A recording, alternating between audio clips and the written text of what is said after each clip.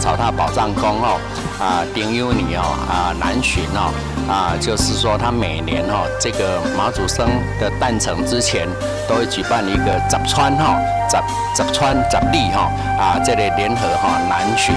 已经离乡已经30年载希望借此我们这一次丁酉年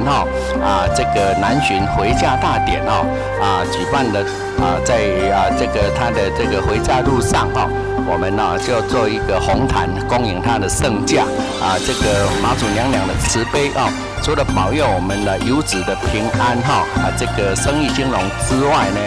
那还要就是说感恩对于